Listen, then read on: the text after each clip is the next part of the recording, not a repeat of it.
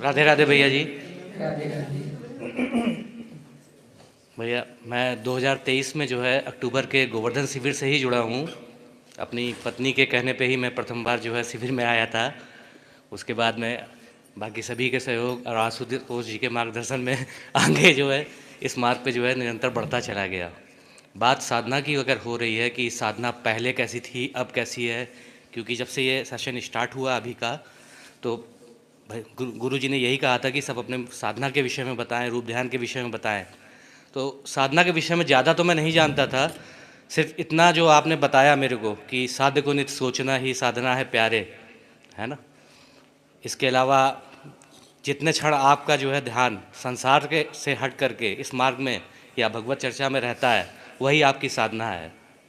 तो मुझे ऐसा लगता है कि अगर यही साधना है तो ये मेरी हो रही थी। इससे ज़्यादा मैं ज़्यादा तो कुछ जानता नहीं था। तो ऐसा मुझे लगता है कि वो साधना मेरी हो रही थी। रूप ध्यान जो चर्चा अभी 2 दिन से चल रही है कि किसी का भजन में अगर कुछ ऐसा भाव क्रिएट हो जा रहा है तो वो आपका रूप ध्यान ही है। अगर वो रूप ध्यान था तो वो मेरा रूप ध्यान हो रहा था।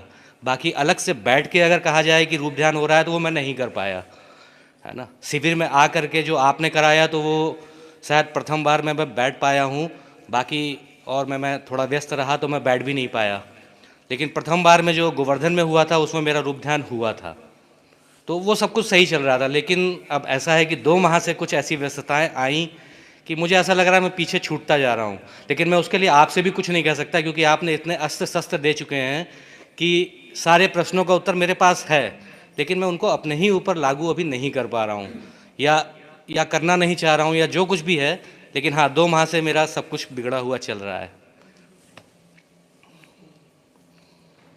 मैं क्या आपसे प्रश्न करूं, क्योंकि उसके उत्तर मेरे को स्वयं मालूम है। इतने आपने अस्त्र शस्त्र दिए हैं, एक एक प्रश्न का उत्तर स्वयं मालूम है, लेकिन फिर भी मैं अपने भाव, शायद पर्सनल में भी मैं आपको बोल दिया कि मेरे को बस बल मिल जाता है, आपने सिर्फ बोल दिया। तो मैं लड़ रहा हूँ सिर्फ इस 2 माह से। हाँ, कुछ विकार हैं जिस वजह से मैं खुले हृदय से आपके समझ बैठ भी नहीं पा रहा हूँ, या कुछ कमियाँ तो हैं शरीर में मेरे कि मैं ज़्यादा देर बैठ भी नहीं सकता हूँ। बैठता हूँ तो मुझे लगता है कि मैं चलता रहूँ बस, तुरंत समय नहीं दे पाता हूँ कि एक जगह बैठ पाऊँ। शायद इस वजह से मैं इस मार्ग में पीछे चला जा रहा हूँ, समझ नहीं पा रहा हूँ। हाँ, व्यस्तताएं तो हैं मेरे साथ कुछ। बस इतना ही कहना चाहूँगा भैया, और ज़्यादा तो नहीं बोल पाऊँगा।